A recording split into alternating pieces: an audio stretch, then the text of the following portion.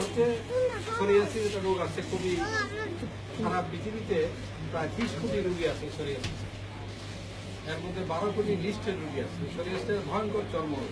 ওটা দিবস আজকে এটা আন্তর্জাতিক পালিত হয় আজকে এই দিনটা, সেই জন্য এই অনুষ্ঠানের আয়োজন করা হচ্ছে। আর আমাদের যে বিশিষ্ট চর্মরোগ বিশেষজ্ঞ আমার সাংবাদিক doctor Nazrul Islam set professor, উনি কিছু কথা বলবেন। এখানে আসলে বলার কিছু নাই। আমরা প্রফেসর কবি চৌধুরী দেশের সুখ্যাত চর্মরোগ বিশেষজ্ঞ, আপনারা জানেন, আপনারা এখানে আছেন, এটা আপনারা নিশ্চয়ই জানেন। ওনার নেতৃত্বে আমরা এই সোরিয়াসিসের সেটি নিয়ে কাজ করছি এবং হয়তো সীমাবদ্ধতার ভিতরে আমাদের কাজ করতে হচ্ছে। তারপরেও আমরা চেষ্টা করছি, আশা করছি আগামীতে এটা আরও ভালো হবে।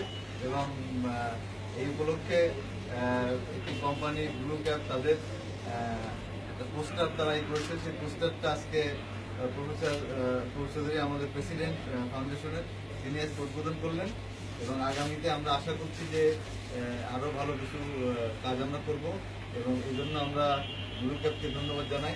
এবং আমি অনুরোধ করবো আমাদের সেতীয় সোরিয়াসিস ফাউন্ডেশনের সম্মানিত সভাপতি প্রফেসর কবি চৌধুরীকে সামান্য কিছু বলার জন্য। এই যে দুইটা রোগ, সেতী রোগ, এটা আমরা অত্যন্ত আমাদের দেশের যেটা আমাদের চামড়া রঙের জন্য সাদা হয়ে যায়, এখানে মানুষ খুব বিপাকে পড়ে। এই রোগ নিয়ে অনেক কাজ করা হচ্ছে। নজরুল ইসলাম যিনি কথা বললেন, নজরুল ইসলাম উনি এর উপরে সার্জারি করেন, সার্জারি করে ট্রিটমেন্ট করা হয়, ফটোথেরাপি অনেক চিকিৎসা।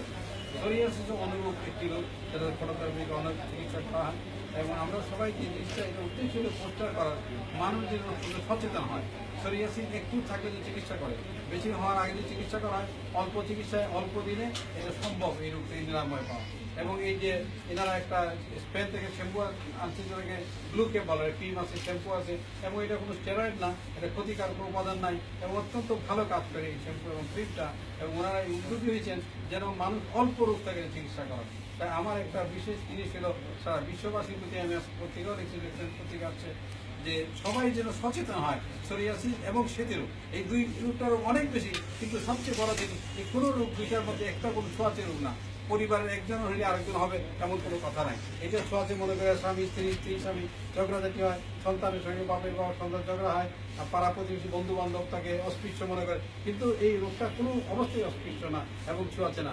আমরা আশা করবো সবাই সম্পৃক্তভাবে একটা রোগী যখন হবে তার প্রতি আমরা সিম্পেথি না করে এমপ্যাথি করবো, সহমর্মিতা করবো, তাকে দুঃখ দরদ না দেখে তার প্রতি সহমর্মিতা, অর্থাৎ তোমার রোগ হয়েছে আমি ব্যথা পাচ্ছি তোমার জন্য, এইটা যদি করা হয়। কারণ মানুষের যদি বিপর্যয় হয় এই রোগের জন্য, সোরিয়াসিস বা সেটি বেড়ে যায়। তাই মানসিকভাবে যেন মানুষ এই রোগ হওয়ার পরে বিচলিত না হয় এবং বিপর্যস্ত না হয়, তাহলে রোগটা এই মানসিক যদি সুস্থতা থাকে, এই রোগটা খুব তাড়াতাড়ি সুস্থ হয়ে যায়।